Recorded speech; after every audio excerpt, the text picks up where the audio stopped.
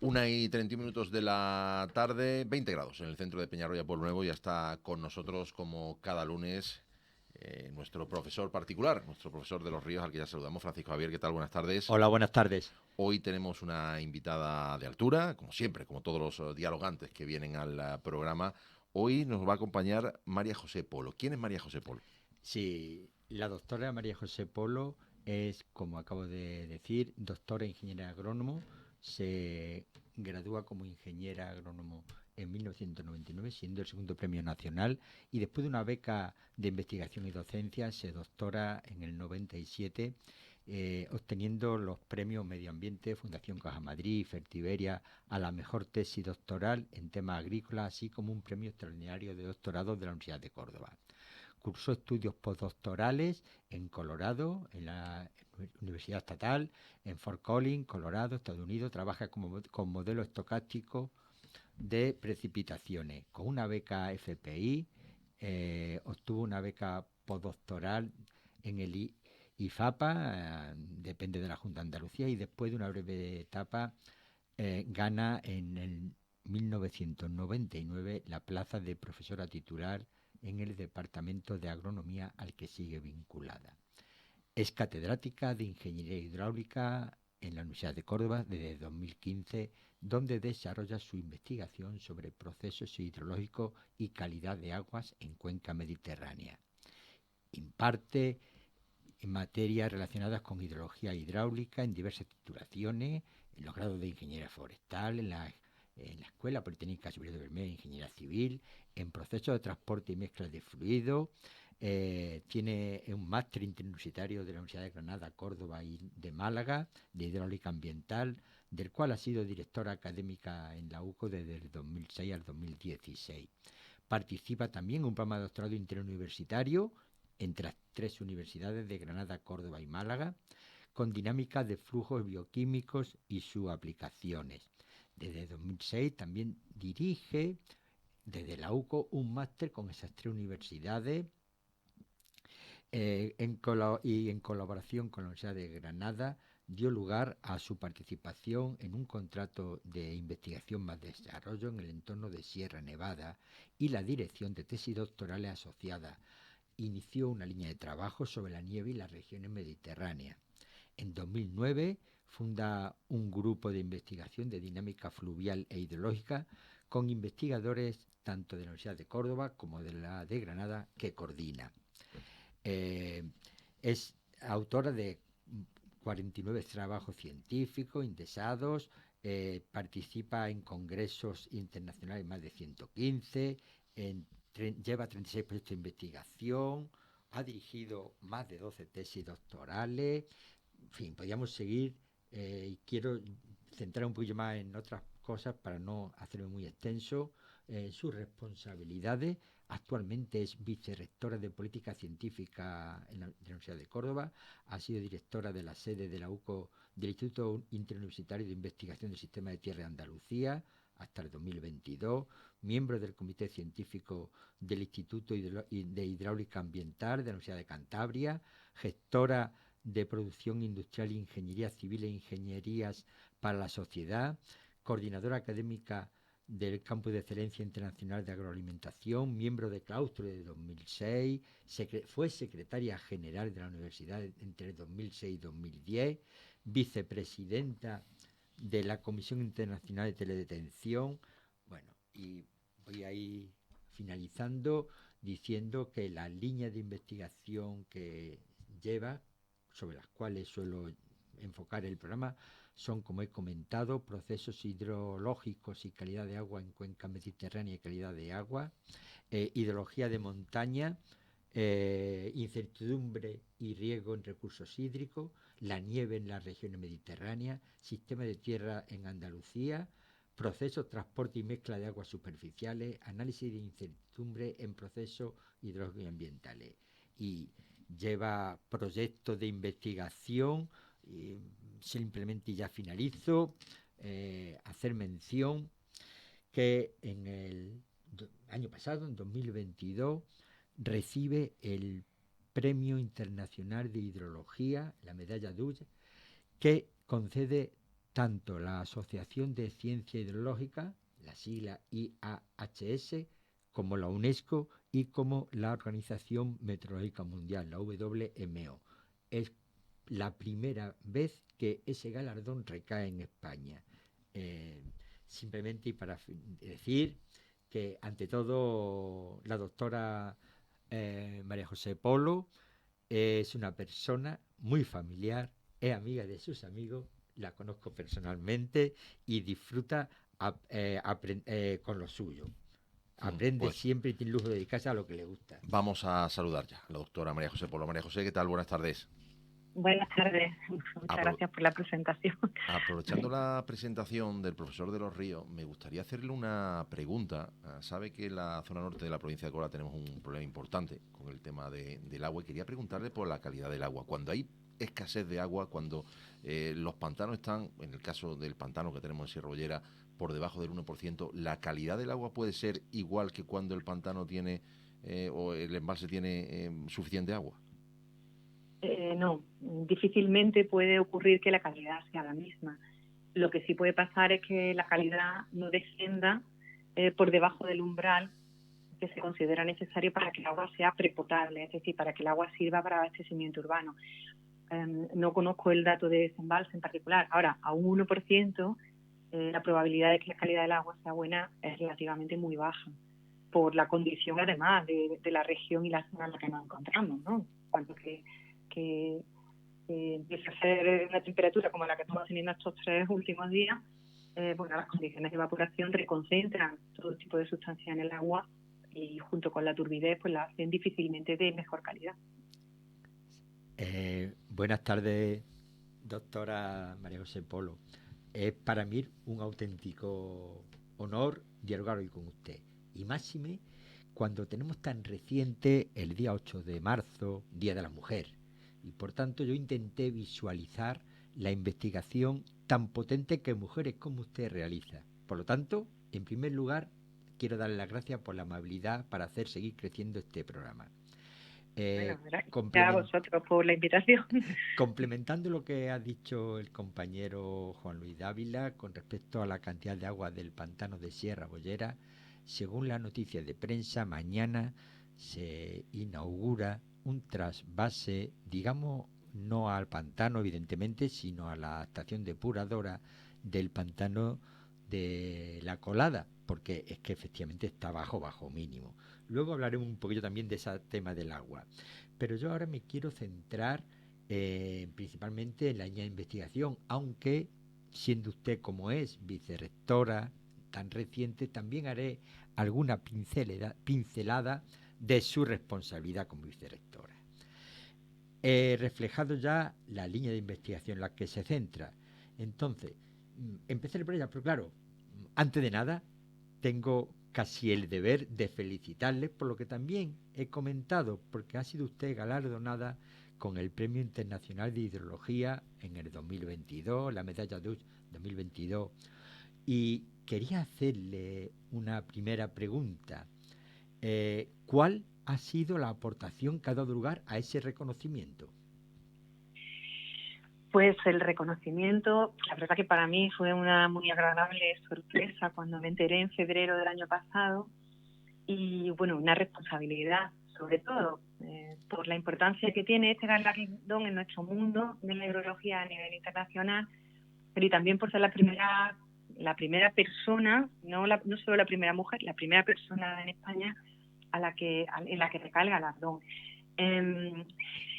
La contribución que reconocía el otorgamiento incidía en la línea de procesos hidrológicos en zonas de montaña en cuenca mediterránea. Una gran parte de ese trabajo se ha dedicado a la alta montaña mediterránea, en particular en Sierra Nevada, y nuestras comparaciones con Pirineos y otras montañas del sur de Europa y otras montañas semiáridas con nieve en el mundo. Pero también esa línea incluía trabajar en cabecera de zonas no de alta montaña, pero sí lo que en España llamamos de sierra, que no es un nombre que tenga una traducción al inglés directo, pero en fin, porque cuando pensamos en Sierra Morena yo nunca uso la palabra montaña, decimos sierra, ¿no? Pero en el fondo Estamos hablando de las cabeceras de las cuencas, que son zonas con unas determinadas características, pero que son las zonas que captan normalmente más agua en todo el contexto de una cuenca y por lo tanto son clave para nuestro futuro desde el punto de vista de la disponibilidad de recursos hídricos. Ajá. Entonces, las conclusiones que esos estudios que han reconocido aportados, ¿cuáles son? Todos oímos hablar en los medios de cambio climático, de que el planeta se está calentando de manera global. Eso dicho con unas palabras tan simples, tiene mucho detalle de si pues son las temperaturas máximas diarias las que están aumentando, las mínimas, la media, si lo hacen igualmente todos los días del año o hay ciclos estacionales, en fin, tiene como mucho más matices. Pero en ese contexto que todos conocemos, nosotros hemos aportado un patrón o un ritmo a nivel estacional que supone los cambios que se están viendo en la ocurrencia de precipitación. Estamos observando que en las zonas mediterráneas la precipitación ocurre menos veces, aun cuando en total pueda incluso llegar a dejar el mismo volumen de agua. Pero como cae concentrado, eso implica que los periodos secos y soleados entre lluvias son más prolongados y más frecuentes. Y eso tiene un impacto claro en el balance hidrológico, en cuánta agua retorna a la atmósfera por evaporación, cuánta agua de la lluvia es capaz de infiltrar durante el chubasco y cuánta llega directamente a los ríos y, en su caso, a embalses y otras estructuras hidráulicas. Que la lluvia caiga más concentrada supone un cambio de paradigma en nuestra forma de comprender esta distribución de agua y también en cómo podemos y debemos gestionar la estructura hidráulica y planificar la disponibilidad y la atención a las demandas de agua en cada zona, porque nos obliga a trabajar en situaciones, vamos a usar una palabra más entendible quizás, en situaciones como más extremas. Cuando llueve mucho más intensamente y el riesgo de inundación o de tener que laminar avenidas es mayor, y cuando no llueve los periodos son más prolongados, las pérdidas de agua son mayores y por lo tanto el riesgo ante el periodo estival y las implicaciones para cultivos y ganadería, ciudades, etcétera, pues son también mayores. Bueno, le tenía previsto hacer otra pregunta, pero ya me la respondió cuando empezó a hablar del premio que le dieron. Y era si era una gran responsabilidad y cómo se sentía. Por tanto, ya me ha respondido usted previamente. Me voy a centrar ahora en la primera línea de investigación que he puesto en la mesa, que son procesos hidrológicos y calidad de agua en la cuenca mediterránea. ¿Cuáles son esos procesos y si gozan de calidad las aguas de nuestras cuencas? Los procesos hidrológicos fundamentales son los mismos en todas las partes del planeta. Lo que cambia de un punto a otro, de una región a otra, es a aquellos procesos que son dominantes, que marcan el carácter fundamental de la hidrología de una zona. En regiones mediterráneas, vuelvo a lo que explicaba anteriormente. Vamos a empezar porque tenemos un periodo todos los años, que es el verano, donde prácticamente no llueve en muchos puntos de nuestras comunidades mediterráneas, ¿no? Cosa que no pasa, o por lo menos pasa con mucha menos frecuencia en Europa, por irnos a nuestros vecinos más próximos, y en otras partes del mundo. Eso nos ha obligado a gestionar el agua precisamente en esos periodos de escasez de lluvia de una manera especial, puesto que en esos periodos donde nuestra economía demanda más cantidad de agua. Y somos regiones, no tenemos que irnos muy lejos, nos podemos centrar en Andalucía, donde nuestra contribución en economía al PIB tiene dos protagonistas muy claros. Uno es la agricultura de alto valor, la agricultura de regadío, y otro pues, son todas las actividades asociadas a turismo, que se concentran en gran medida en verano y en las zonas de costa, justo en el momento donde no tenemos agua. Eso hace de por sí la gestión de recursos hídricos casi un milagro en regiones como la nuestra. Pero además es que en el contexto de calentamiento global, como he explicado antes, esos extremos que he mencionado hacen que tengamos que cambiar esa gestión que hacíamos plurianual de embalse, se hace cada vez más difícil. Y se hace más difícil porque es difícil prever cuánto va a durar el siguiente periodo seco durante el invierno y durante el inicio de la primavera. Por ejemplo, ahora mismo hemos tenido unos días con algunas lluvias. La primavera oficialmente no ha empezado, aunque la sentimos. No ha llovido este invierno y este otoño todo lo que necesitábamos para recargar los niveles iniciales de embalse como nos gustaría. Por lo tanto, la incertidumbre ante una primavera, sea húmeda o sea seca, y un verano que va a ser seco claramente, la incertidumbre es qué va a pasar en otoño. Eso es lo que hace que tanto la cantidad de agua disponible como la calidad de las reservas que tenemos se puedan ver gravemente afectadas, y a eso nos dedicamos nosotros en la línea de investigación. Estudiamos esos procesos, cuánto, dónde y cuándo recibimos precipitación, cómo se reparte en el ciclo hidrológico y con qué calidad resultante en algunos casos. Muy interesante. La segunda línea que reflejé era hidrología de montaña y lo que acaba usted de decir ahora, incertidumbre y riesgos en recursos hídricos. Y la pregunta es, ¿por qué lo específico de hidrología de montaña? Bueno, la zona alta tiene unas temperaturas más bajas y hasta cierto nivel de cota suelen ser en las zonas donde la precipitación es mayor, a escala anual. A las montañas se les llama torres de agua, water towers. Es un término acuñado en inglés, como diciendo, son como nuestros depósitos de cabecera, ¿no? Y además, el agua de manera natural en la Tierra pues fluye por gravedad, con lo cual ese concepto de torre, igual que cuando yo recuerdo cuando era pequeña que tenía una casa en Villarta y no había agua, y teníamos un depósito en altura para poder tener presión en el grifo, ¿no? Pues un poco las montañas hacen de manera natural ese rol que la humanidad ha copiado en su desarrollo tecnológico. ¿Qué pasa en montaña mediterránea? Bien, en alta montaña nieva, eso cambia el ritmo con el que el agua llega a los ríos, a los acuíferos y por ende a los embalses, porque tenemos que esperar a que la nieve se funda para observar ese retorno directo a todo este número de sistemas. Eso a priori es una ventaja, porque nos permite retrasar la llegada de la lluvia a la escorrentía superficial y por lo tanto nos permite tener un caudal mayor en verano en las zonas de montaña, porque la nieve se funde más tarde. ¿Qué pasa en zona mediterránea? Que esa ventaja aparente no es siempre tal. ¿Por qué?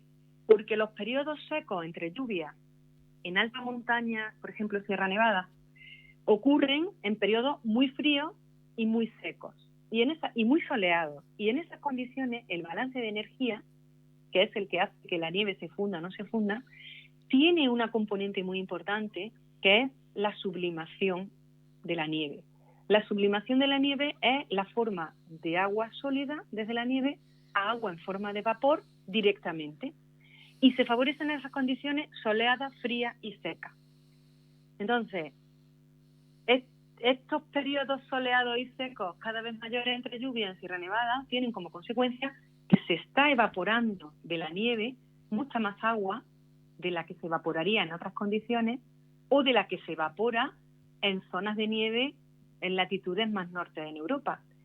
Y esa agua que se evapora a la atmósfera no se va a fundir después. Por lo tanto, afecta al caudal estival de los ríos, a la recarga de los acuíferos en primavera y inicio del verano, y con ello al caudal inicial que vamos a tener en todos nuestros ríos de cabecera a principios del otoño. Ese es uno de los principales descubrimientos. Este proceso ya se conocía, no hemos sido ahí nada pioneros, pero sí que lo hemos puesto en Sierra Nevada en particular, lo hemos cuantificado por primera vez con rigor científico. Y ese resultado ha sido muy importante para el resto de proyectos y transferencia de conocimiento que ha llegado después. Hemos referenciado que estamos en un periodo de sequía y evidentemente habrá un cierto riesgo de recurso hídrico. ¿Cómo se deben de abordar esos riesgos? Esta pregunta me gusta mucho porque es el kit de la cuestión en lo que nosotros podemos investigar en formas de planificación y toma de decisión. La palabra riesgo la usamos todos en nuestro lenguaje cotidiano y la entendemos.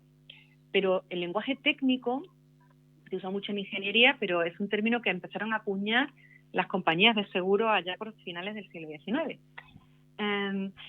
El concepto técnico de riesgo es probabilidad de que ocurra algo que normalmente no nos beneficia, multiplicado por el valor de las consecuencias que tiene eso que ocurre. El riesgo lo usamos en nuestras tomas de decisiones todos los días. ¿Cruzo el semáforo en rojo o no lo cruzo? Con independencia de que me vayan a multar o no, si veo que vienen coches no lo cruzo, porque la probabilidad de que me atropellen es alta. Pero si en vez de atropellarme, que puede tener consecuencias serias, lo único que pasara es que me salpicara un charco, a lo mejor cruzaba con más frecuencia que si lo que estoy sopesando es que puedo perder la vida. Ese es el concepto de riesgo. No es solo importante la probabilidad de que ocurra, sino qué pasa, qué consecuencias tiene. Pues esto en gestión de recursos hídricos, el riesgo es un indicador fundamental para decidir qué hacemos. El riesgo de que no llueva no es solo que no podamos regar los cultivos, sino que si no los regamos, los cultivos mueren. Y eso tiene una pérdida de valor, una pérdida de trabajo, de recursos, etcétera, etcétera. El problema de que no tengamos agua suficiente de calidad en verano no es que no la tengamos, sino que hay unas poblaciones que no se abastecen con las consecuencias vitales que pueden tener para esa población, etcétera, etcétera, etcétera. Las alternativas para solucionar esa falta de agua tienen también un coste. No es lo mismo traer agua en cisterna que hacer una tubería, que comprar agua mineral. Cada una de las posibles soluciones o alternativas tiene un coste directo, que lo puedo cuantificar para decidir qué es lo que hago. Por eso el riesgo es un elemento fundamental y con las políticas y las actuaciones históricas que venimos teniendo, estamos también condicionando el nivel de riesgo que asumimos como sociedad. Puedo poner un ejemplo si me dais tiempo. Se puede detectar en un momento dado de la historia como sociedad que hay una demanda de agua para uso urbano porque son zonas claramente deficitarias por su clima natural. Se toma una decisión que es construir un embalse para garantizar la demanda de agua de las ciudades. Hacemos el embalse, lo diseñamos y una vez que el embalse está, vemos que puede dar servicio también a otras cuestiones. Con lo cual la zona se desarrolla, pone cultivos que antiguamente eran de secano y regadío, o hace una actividad hotelera, o se crea una piscina, un parque acuático. Se nos pueden ocurrir montones de cosas que no se podrían hacer si no tuviésemos esa agua que proporciona el embalse. Los embalses se diseñan teniendo en cuenta que la sequía en cuenca mediterránea pues tiene unos ciclos plurianuales. Pero claro, cuando sucede la sequía muy profunda, muy intensa, muy prolongada, las estructuras hidráulicas están dimensionadas con unos límites. ¿Qué pasa cuando llega esa sequía para la cual nuestro embalse no está dimensionado? Que ahora ya no son solo 5 poblaciones las que no tienen agua para beber, sino X hectáreas de regadío que dependen de esa agua, 3 establecimientos hoteleros cuya actividad depende de esa agua, etcétera, etcétera, etcétera. Es decir, que el crecimiento y el desarrollo asociado a una mayor garantía de suministro nos trae un incremento del riesgo a medio y largo plazo cuando suceden los eventos extremos. En esa situación estamos hoy en día. Las cuencas mediterráneas son deficitarias per se, no hemos desarrollado gracias a nuestra tecnología hidráulica, hemos hecho el milagro de la sociedad mediterránea y ahora estamos afrontando un exceso de riesgo para cuando tenemos situaciones extremas. Bueno, y una pregunta, si hay un riesgo real con consecuencias muy catastróficas, por tanto ese producto va a aumentar de falta de recursos hídricos, ¿qué debemos plantear? ¿Reducir el consumo o aumentar los recursos? Y si es aumentar los recursos, si hacemos un símil con el mix energético, y le llamamos mix hídrico, por decirle algo, podría utilizarse, aparte de agua en superficie y subterránea, desalinización de aguas marinas, aprovechamiento del agua de lluvia, aprovechamiento de la humedad en el aire, necesidad de más trasvase entre cuencas. No sé, ¿qué opina usted? Y ventajas e Todas inconvenientes. todas esas acciones son técnicamente posibles. Lo que no es técnicamente posible es que cambie la cantidad total de agua que tenemos, vamos a decir, disponible. Si nosotros quitamos humedad del aire, tenemos un aire más seco que va a evaporar agua con más intensidad en otras zonas. Si nosotros ponemos más presas, no vamos a tener más agua en total, vamos a tener más agua en las presas, pero estamos quitando esa agua de otros sitios. Es decir, estamos quitando agua de la zona agua abajo, de los ríos agua abajo, que también la están utilizando. Cuando la retenemos en las presas, estamos evitando la recarga de acuíferos a lo largo de todo el trazado de los ríos. Cuando hacemos una balsa en mitad de una zona que no la tiene, el agua que embalsamos no es nueva. Es agua de lluvia que antes se infiltraba en el suelo, contribuía a los pastos, etcétera, etcétera, etcétera. Es decir, esto no es tan simple. El otro día tuvimos aquí un compañero de la Universidad de Ben Gurion de Israel. Él se jactaba con razón de que el milagro de la agricultura israelí se basa en un 99% de reutilización del agua que usan de forma doméstica. Un porcentaje inmenso. Pero claro, lo que no dijo es que el agua doméstica no viene de la precipitación, que es lo que no podemos cambiar, viene del mar. Luego es lógico que reutilicen el 99%, pero nosotros no podemos usar y reutilizar hasta agotarlo el 100% de la precipitación que recibimos, porque estaríamos creando unas afecciones ambientales en todo el territorio de la cuenca tan inmensa que tendríamos escasez de agua en otros muchos puntos y por muy diferentes motivos. Da para un debate completo y para más de una clase, pero no sé si he sido capaz de ponerlo el foco en lo más relevante para no poder agotar todo lo que llamamos recursos. Querida compañera, estamos llegando al final del programa. El tiempo de la radio es el que es y es muy corto en este caso, pero nos van a cortar y me he quedado con muchas cosas en el tintero. También quería entrar en su labor como vicerrectora, pero bueno, tendrá que ser si hay lugar en algún segundo programa. Muchísimas gracias por la amabilidad y la claridad de exposición. Pues agradecemos a María José Polo por la invitación y por la oportunidad de contribuir un poco. Pues agradecemos a María José Polo este tiempo de radio, la despedimos y vamos